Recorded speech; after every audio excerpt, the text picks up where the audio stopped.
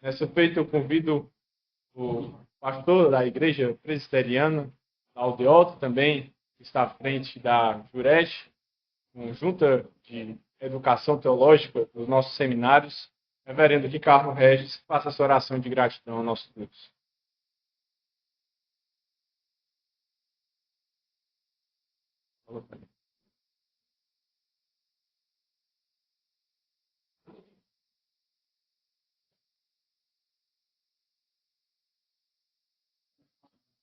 Nós te louvamos, ó Deus, porque um dia tu nos alcançaste. Toda a expressão de louvor, seja por palavras, gestos, cantos, nesta noite é, antes de tudo, um testemunho da tua graça que um dia nos alcançou, nos regenerou em Cristo Jesus, e os nossos lábios entoam ao Senhor um cântico novo. Te bendizemos, ó Deus, porque de ti vem todo o poder que a tua igreja precisa para ser a tua voz neste mundo. De ti vem todo o sustento, ó Deus, para que os investimentos, as obras desta igreja sejam mantidos e os compromissos honrados. Te agradecemos, Pai, porque tu tens suprido as nossas necessidades. Agradecemos, ó Deus, porque a tua fidelidade vai além dos céus. Tu és fiel, Senhor. Tu és fiel em todo o tempo. Rogamos, ó Pai, que tu abençoes sempre as famílias desta igreja. Abençoe os que nos visitam. Ó Deus, que os nossos corações sejam sempre generosos para com a tua obra. Em expressão de gratidão, porque o Senhor tem sido generoso para conosco. Pedimos, Pai, que nos abençoes com a tua santa palavra. E o teu servo, que vai nos trazer a meditação do teu Espírito Santo, seja usado por ti como instrumento, ó Pai, para nos trazer exortação, edificação e consolo pela tua palavra que não volta vazia, mas cumpre sempre a tua vontade. Ela é lâmpada para os nossos pés e luz para os nossos caminhos. Te agradecemos pela palavra que já foi lida, entoada, tua palavra que agora será proclamada. Os nossos ouvidos e corações, mentes estejam atentos para tudo que o teu Espírito Santo vai nos falar, através do reverendo Rogério. Fica conosco, Pai, e abençoe esta obra, em nome de Jesus. Amém.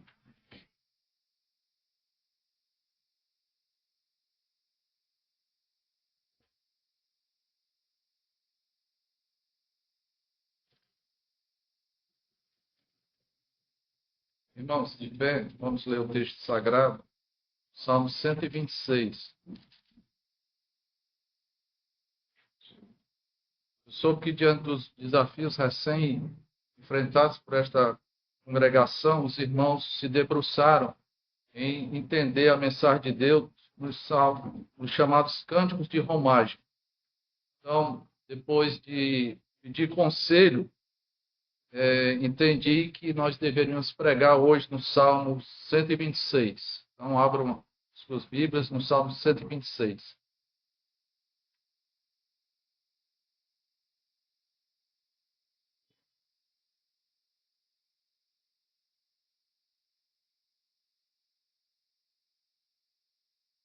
Uma dica, quando você for ler o Salmo, comece pelo título, mas o título canônico. Não é esse que está em letra destacada, né? Em negrito, consolo para os que choram. Isso aqui é um título do editor da Bíblia para facilitar o nosso entendimento. O título original, irmãos, é Cântico de Romagem, tá? Cântico de Romagem. Quando o Senhor restaurou a sorte de Sião, ficamos como quem sonha. Então a nossa boca se encheu de riso e a nossa língua de júbilo. Então entre as nações se dizia: grandes coisas o Senhor tem feito por eles. Com efeito, grandes coisas fez o Senhor por nós. Por isso estamos alegres. Restaura, Senhor, a nossa sorte, como as torrentes no Negueb. Os que com lágrimas semeiam, júbilo ceifarão. Quem sai andando e chorando enquanto semeia, voltará com júbilo, trazendo os seus feixes. Amém. Deus Pai Celestial, estamos aqui, Senhor, diante da Tua bendita palavra. Nós entendemos, ó Deus, que ela veio do céu, é uma revelação Tua, Senhor, e nós precisamos ouvir a Tua voz hoje, agora. Para isso, nós precisamos também do auxílio poderoso do Espírito Santo de Deus, não mais para revelar, mas para desvendar os nossos olhos, para nos trazer iluminação de tal forma, Senhor, que saiamos daqui edificados, ó Deus, gratos pelos Teus grandes feitos na nossa vida e na vida desta congregação. Faça-nos sábios, Senhor, pela instrução que vamos receber agora da Tua bendita palavra. Que assim seja, Senhor, em nome de Jesus. Amém. Pode sentar.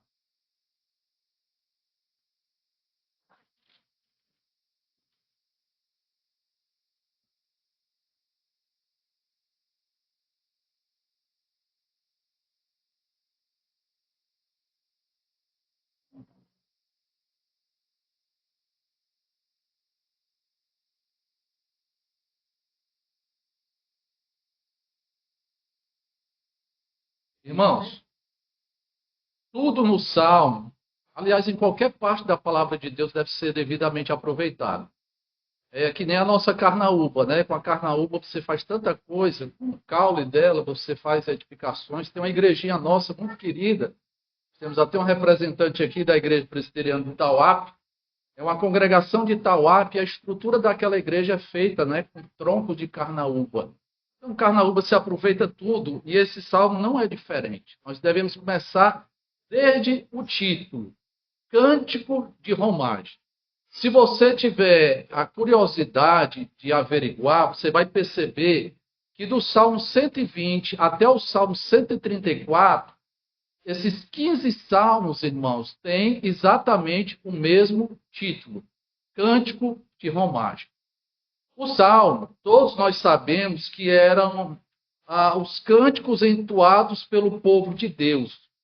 E deveria ser um momento assim muito bonito quando, por ocasião das 3 grandes festas judaicas, especialmente a Páscoa, o povo saía das suas aldeias, das suas cidades e se dirigiam numa grande procissão de louvor para prestar adoração ao Deus Todo-Poderoso. Então imagine multidões, famílias unidas com esse propósito. Talvez levando até muitos dias de caminhada pelo deserto ou por regiões mais aprazíveis, até finalmente chegar à cidade de Jerusalém. Cântico de romagem é a romaria ou a romagem, é uma peregrinação que se faz a um local sagrado. É um encontro, irmãos, com o sagrado.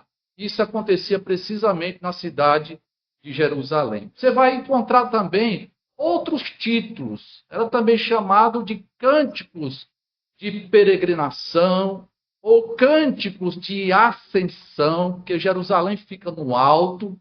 Também cânticos dos 15 degraus, uma referência aos 15 degraus, irmãos, onde estava baseado o templo de Jerusalém. Então, perceba que nós vamos trabalhar aqui, por assim dizer, o 7º degrau, né? Que é o 7º salmo aqui dentre estes 15. Para você entender também, é importante a gente perceber a estrutura de quem escreveu todo o saltério, todo o livro dos Salmos. Às vezes a gente tem uma falsa ideia de que os salmos não se comunicam entre si. Perceba que numa divisão mais básica e mais geral, o livro dos Salmos ele está subdividido em 5 grandes livros. E isso é feito tão cuidadosamente, irmãos, tão deliberadamente, que você não pode trocar a posição desses salmos, porque vai comprometer uma harmonia que desafia todos nós a que compreendamos.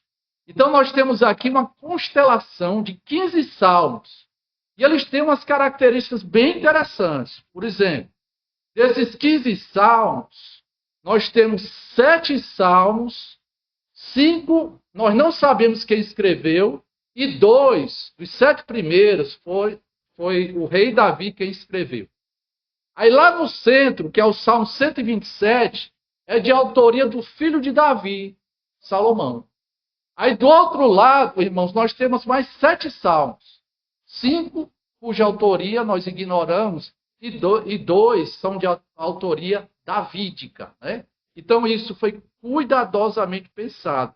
A gente chama isso de pirâmide poética. Aponta para o ápice que está lá no Salmo 127. Um salmo também muito conhecido, que diz assim: se o Senhor não edificar a casa, em vão trabalham os que a edificam. Se o Senhor não guardar a cidade, em vão vigia a sentinela. Que casa é essa? É a casa de Deus. Eu sei que você automaticamente aplica a sua própria vida. É a minha casa, né? Não, é primeiramente a casa de Deus. Que cidade é essa? É qualquer cidade? Não. É a cidade de Jerusalém. E lá ele menciona: a herança do Senhor são os filhos, o fruto do seu galardão, como flechas na mão do guerreiro, assim os filhos da mocidade. Você deve pensar primeiramente esse guerreiro com a aljava cheia de flechas, uma metáfora pensando na descendência, irmãos, na família, na dinastia do próprio rei Davi.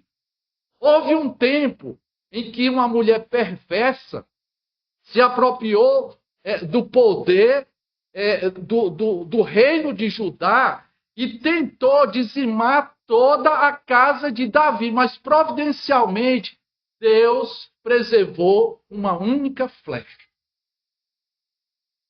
Uma única flecha. Então era importante essa aljava estar cheia de flechas, irmãos. Porque se apenas se a dinastia de Davi tivesse sido interrompida, adivinha o que aconteceria? Não haveria o Novo Testamento. Não haveria o tronco genealógico do nosso Messias.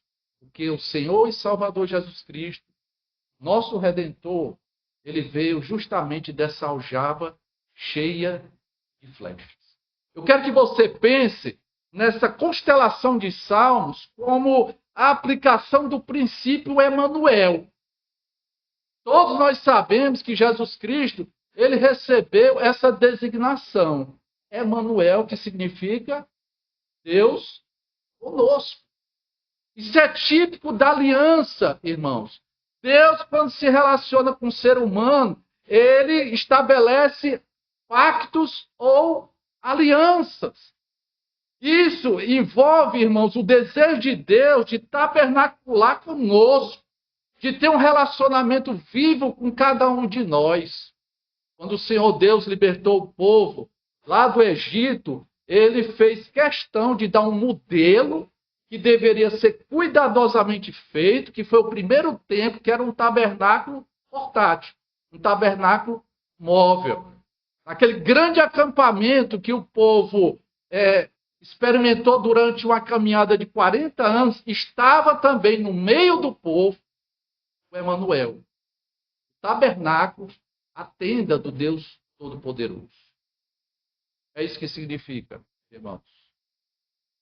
E é muito bom saber que nesse cântico de romagem, que convida todo o povo ao encontro do sagrado, ao encontro com Deus Todo-Poderoso, é bom que nós nunca percamos de vista que nós também estamos nessa peregrinação, nessa caminhada, nós somos peregrinos.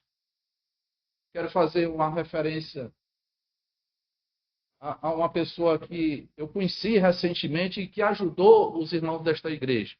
Nós temos um irmão aqui, um pastor da Igreja Batista. E eu respeito muito os batistas. Tem um autor de um livro que talvez já tenha perdido essa condição. Era o segundo livro mais lido do mundo, só perdia para a Bíblia. Peregrino e a Peregrina, de John Bunyan. E ele trabalha justamente essa questão, que todos nós estamos numa caminhada. Nós temos uma pátria celeste e é para lá que nós vamos. Nunca perca isso de vista. Então nós nos identificamos com o povo da aliança nessa caminhada no encontro do sagrado. E agora não é mais não numa cidade ou num templo, porque o templo agora somos nós. Eu costumo brincar lá em Monte Sião, se a Bíblia mandasse fazer o sinal da cruz, como a gente conhece rapidamente o católico romano, quando ele passa diante de uma igreja, o que é que ele faz? Até dentro do ônibus ele faz isso, né? Faz o sinal da cruz. Por quê? É em reverência ao sagrado. Se a Bíblia mandasse fazer o sinal da cruz, eu faria para você, porque você é o templo do Espírito Santo de Deus. Princípio Emanuel, Deus agora está conosco. Está vendo como tudo se aproveita? Ainda estou no título.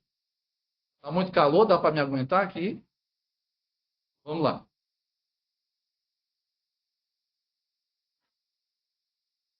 Voltemos agora os Salmos 126. Aliás, mais uma observação de caráter introdutório. Nós precisamos perceber, irmãos, que tipo de canção é essa. Nós sabemos que aqui são muitas canções, mas são canções diferentes. Há basicamente 3 canções.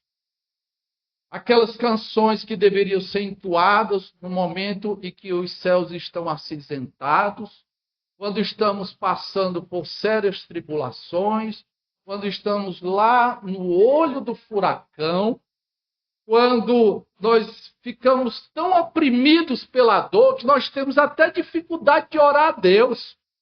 Há uma economia de palavras e muitas vezes a gente nem consegue articular a não ser uma única palavra dizendo socorro.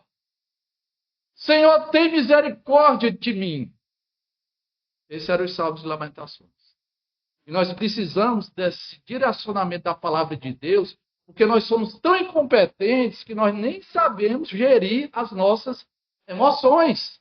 Às vezes, nos momentos de tristeza, irmãos, nós ficamos numa condição muito perigosa, porque enchemos de queixumes contra o nosso Deus. Então, há salmos de lamentações, canções de tristeza, irmãos, quando a boa ordem entrou num sistema caótico.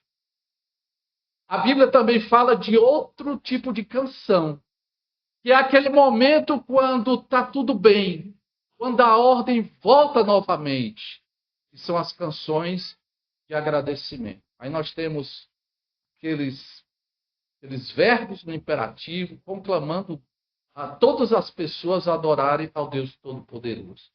Mas provavelmente aqui o Salmo 126, aí nós precisamos identificar o gênero literário. Está entre esses 2 tipos de canção, entre a lamentação e o agradecimento.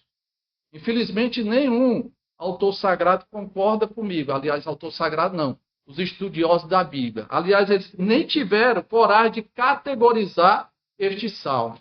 Mas eu entendo que nós temos aqui uma canção de confiança. Uma canção que deveria ser cantada justamente entre esse intervalo de uma tristeza muito grande e de uma grande alegria. O que é que você faz? Esperando e aguardando o agir de Deus. Você age com confiança. Então é isso que nós percebemos aqui, meus queridos irmãos. Confiança. E nós só confiamos naqueles que são dignos. Nós confiamos em Deus porque Ele é uma pessoa, Ele é um ser tripessoal extremamente digno. Basta dizer que o atributo de Deus relacionado com a fidelidade, nós gostamos desse atributo, Deus é fiel. Sabe por que Deus é fiel? Porque Deus é verdadeiro. Então as promessas que Deus faz jamais deixarão de ser cumpridas.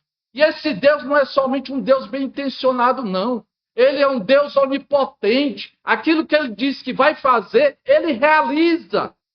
Então é digno de confiança. Pense nisso. Quando você estiver atravessando um momento difícil, e essa congregação atravessou um sério momento. No dia 11 de agosto, do corrente ano, esses irmãos receberam a triste notícia de que não mais poderiam funcionar no antigo templo. Esses irmãos, da noite para o dia, ficaram sequer sem um lugar para se congregar, não tinham mais nenhuma cadeira, nenhum patrimônio.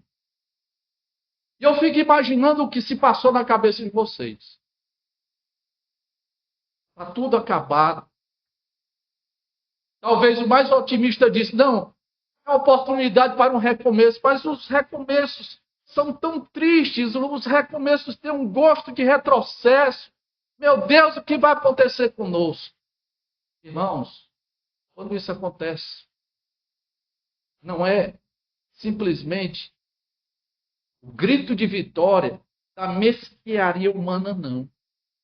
É um momento e a oportunidade, o cenário que Deus cria, irmãos, para que nós vejamos as torrentes do Negueb passando pelos desertos e fazendo o impossível acontecer.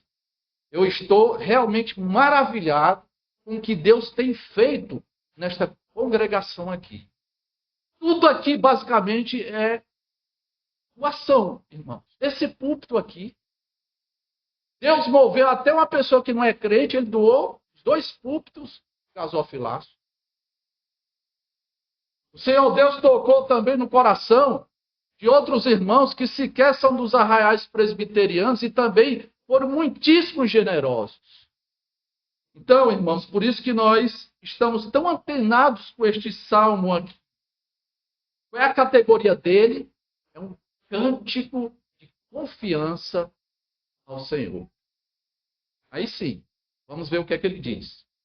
Quando o Senhor restaurou a sorte de Sião. Esse quando aí, irmãos, é um marcador temporal.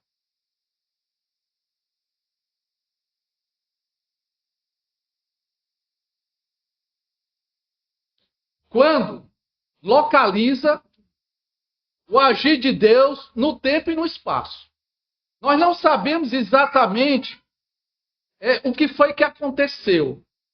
Mas não seria difícil de nós imaginarmos que o que está em vista aqui é um momento de restauração tão singular e tão significativo que ficou na memória afetiva do povo de Israel. E tem um fato histórico, irmãos.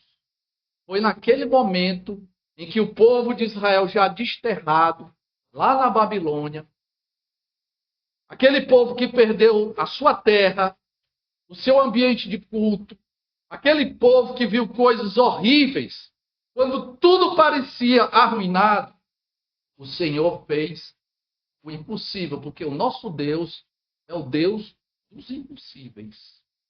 E fez com que todo esse povo voltasse novamente para a terra da promissão, a terra que mana leite e mel. Imagine isso, quando o Senhor restaurou a nossa sorte. Restaurar, irmãos, é voltar a uma condição desejável. Restaurar é voltar a uma condição de ordem, uma condição que é importante, mas que infelizmente foi perdida. E é exatamente isso que aconteceu. O Senhor restaurou a sorte de Sião. A palavra Sião é uma referência aqui à cidade de Jerusalém. Porque no primeiro retorno começou um grande processo, irmãos, de reconstrução daquela cidade e de reinício dos cultos, né, como se faziam lá nas práticas do Antigo Testamento. Perceba aqui o sentimento, né? Ele descreve perfeitamente o sentimento quando Deus restaurou a sorte daquele povo. Ficamos como quem sonha. Você já teve uma alegria assim? E parece que você está andando, levitando, né? Que o riso é fácil, que as pessoas veem estampadamente no seu rosto um júbilo tremendo. Aí no versículo 2 ele diz, então a nossa boca se encheu de riso e a nossa língua de júbilo. Então entre as nações se dizia, grandes coisas o Senhor tem feito por eles. Até os incrédulos perceberam isso. Algo de extraordinário aconteceu com esse povo. A impossibilidade se tornou realidade. Imagina esse povo todo celebrando lá nas ruas das antigas cidades babilônicas, que agora haviam caído, né, diante do poderio de Ciro, o persa, né, que concedeu, que foi o instrumento de Deus usado para que esse povo voltasse à sua antiga terra. Com efeito, grandes coisas fez o Senhor por nós, por isso estamos alegres. Agora entra a segunda parte aqui. Oração. Tem um pedido de oração. Versículo 4. Restaura, Senhor, a nossa sorte como as torrentes no Negueb. Deus já havia efetuado uma grande restauração. Mas nós ainda estamos na caminhada. Nós precisamos dessas intervenções divinas na nossa vida. Então é exatamente isso que ele pede nesse momento. Senhor, assim como tu fizeste um grande feito, nós precisamos novamente de uma visitação poderosa do Senhor nas nossas vidas. Talvez, para de fato concluir a construção do templo, a primeira restauração provavelmente foi no ano 537 com Ciro, 516 com a construção do templo, e foram acontecendo os problemas até que Deus usou dois personagens lá do Antigo Testamento, Neemias, Esdras, um século depois, irmãos. Em que momento nós não sabemos, mas o autor sagrado pede mais uma vez uma intervenção de Deus. E ele faz uma comparação, que essa restauração seja como as torrentes do Negueb. Eu sei que você já sabe disso, né? Negueb é aquela região mais ao sul de Judá, muito árida, muito seca, e quando acontecia o período chuvoso, irmãos, passava riachos naquela região. E voltava a florescer a vida naquele local.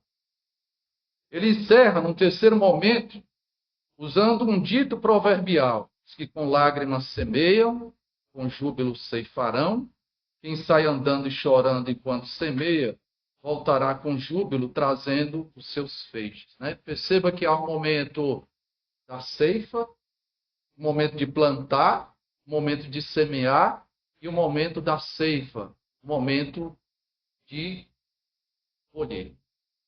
Como eu já estou perdendo muitos de vocês, eu vou me apressar agora para a aplicação. Né? Sei que está muito quente aqui. O que é que nós podemos aprender com este salmo? Primeiro, abra sua Bíblia em Jó, último capítulo, capítulo 42, versículo 10.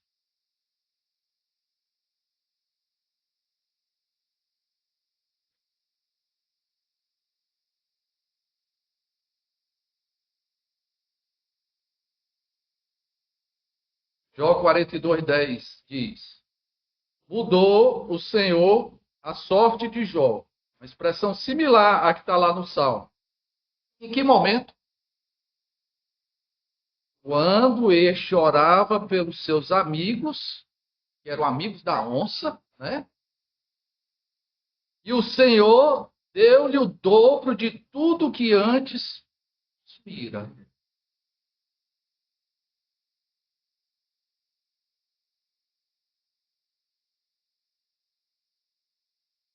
Eu sei que essa congregação é sofrida.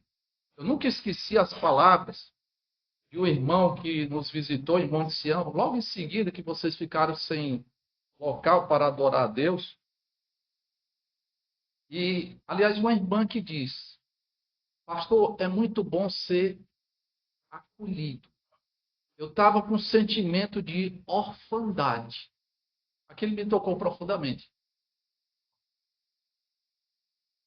E eu sei que, devido à nossa natureza humana e à injustiça que vocês amargaram, vocês devem ter um cuidado redobrado para que no coração de vocês não fique a erva daninha do ressentimento. É muito importante para a caminhada de vocês enquanto cristãos que vocês perdoem o mal que vocês sofreram. Isso é importantíssimo. Nós não podemos cuspir no prato em que nós comemos. Todo crente verdadeiro experimentou o perdão de Deus. E nós devemos perdoar aqueles que nos ofendem. Essa é a vontade de Deus. Até na oração, irmãos, do Pai Nosso, nós somos ensinados em relação a isso. Perdoa as nossas dívidas, assim como nós perdoamos aos nossos devedores. Cristão, nós temos que desenvolver uma difícil arte, como dizia o saudoso reverendo Eunídio Melo Cortez. Ele dizia assim, muitas vezes nós temos que engolir salgado e cuspir doce. Sabe as palavras. Vocês querem caminhar bem, como peregrinos, até um encontro pleno com o divino? Perdoa. Segundo lugar, não sei se vocês repararam a incidência de expressões relacionadas com alegria. Nossa boca se encheu de riso, ficamos cheios de júbilo. Aqui a palavra, uma das palavras, a palavra-chave, de fato, é alegria, com todos os seus cognatos aqui, com com todo o seu campo semântico, né? Felicidade paira aqui. Isso nos faz lembrar, irmãos, daquela gloriosa epístola que o apóstolo Paulo escreveu, que é conhecida como a Epístola da Paz e da Alegria, Filipenses. E lá está dito, alegrai-vos, outra vez vos digo, alegrai-vos. Alegrai-vos. Então, irmãos, nós temos motivo de sobra para estarmos alegres. Mas há tanto crente assim, entristecido, há tanto crente assim que parece que tem uma nuvem chuvosa sempre acompanhando. Há tanto crente que é incomodado pela ansiedade, pela depressão. Irmãos, eu não quero dizer que isso quer dizer que é uma culpa, mas em muitos casos pode ser, irmãos, um indício de uma falta de confiança em Deus. Lembre-se que aqui é um cântico de confiança. Eu sei que Deus já fez no passado. Ele restaurou a sorte do povo dele no passado. E eu peço que Deus faça essa restauração novamente. Enquanto isso não acontece, esse homem está celebrando com alegria. Pense nisso. Qual é a tua maior alegria? Os irmãos de Monte Sião sabem que hoje, essa semana, eu recebi um presentão. Um grande presente mesmo. Mas Deus pode tomar isso. E eu ainda terei elementos de sobra para ser alegre. Porque não existe alegria maior do que você saber que seu nome está arrolado no livro da vida. Não existe alegria maior de saber que Deus me justificou, cancelou todos os meus pecados, me declarou justo. Não existe alegria maior do que, além de eu desfrutar de o perdão de todos os meus pecados, inclusive os pecados futuros, eu pertenço à família mais abençoada da terra. Eu e você. A família de Deus. Então temos elementos de sobra, irmãos, para sermos alegres. Nova Metrópole. Caminhe com alegria, não com ressentimento. Essa é a vontade de Deus para as nossas vidas. Entende? O que mais? Último. Mais uma homenagem aos batistas. Tem outro batista que eu gosto muito.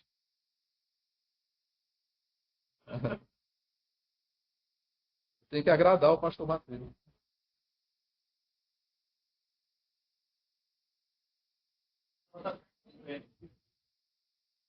A pronúncia bem cearense, tem o Spurgeon. O Spurgeon diz, nos fez uma lembrança bem óbvia. Tem que semear. Você quer colher alguma coisa? Tem que semear. Não pode ficar parado. Não pode ficar na inércia. Vocês acham aqui que só quem vai trabalhar essa mesa administrativa e o reverendo? Há trabalho certo para ti, cristão. Eu tenho que me segurar, que às vezes eu gosto de cantar. E você tem condições para isso, não é? Que eu não sei cantar. Há trabalho para você, meu irmão. Deus te concedeu dons espirituais que não devem ser guardados, devem ser colocados não somente para o seu usufruto, mas para toda a comunidade dos santos. Você está aqui para servir. Isso aqui não é um ônibus, não. Onde só quem faz alguma coisa é o motorista, né? Às vezes a gente tem essa visão. O pastor é o motorista e todo mundo fica sentado no seu canto. Temos que trabalhar. A outra pergunta. Além do fato de você semear, que tipo de semente você está semeando? É uma boa semente? É uma semente digna do evangelho?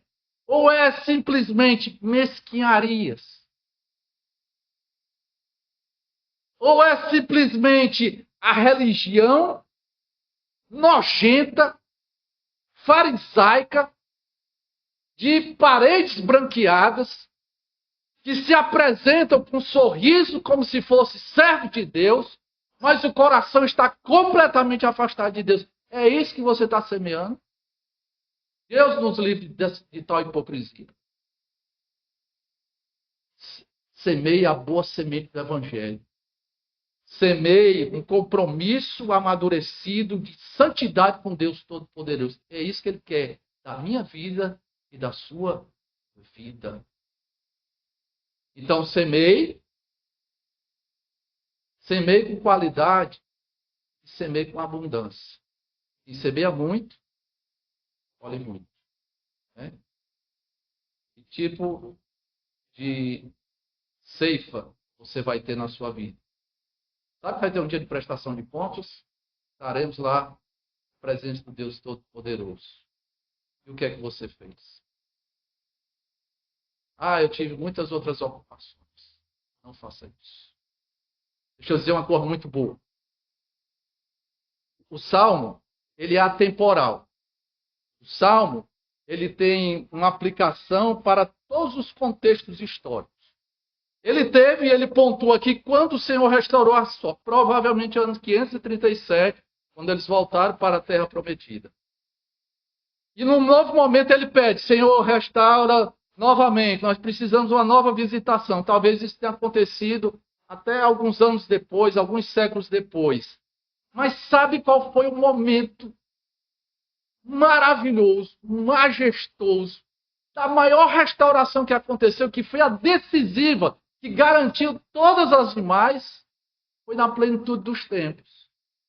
Quando finalmente aquela flecha, irmãos, que foi tirada da aljava, a casa de Davi foi disparada. Chegou aquele que vai restaurar todas as coisas. O nosso Senhor e Salvador, Jesus Cristo. Essa foi a grande restauração da minha vida e da sua vida. Isso garante, irmãos, a restauração final. Quando haverá novos céus, nova terra, não haverá mais pranto, não haverá mais dor, somente alegria de eternidade a eternidade. É muito bom ser crente. É uma bênção. Essa restauração constantemente, vocês vão precisar nessa caminhada. Nova Metrópole, por favor, não estraguem tudo. Um belo momento. Não estrague tudo. Cuidado com o pecado que constantemente nos assedia. Viva semeando a boa semente. Que Deus os abençoe. É uma honra servir.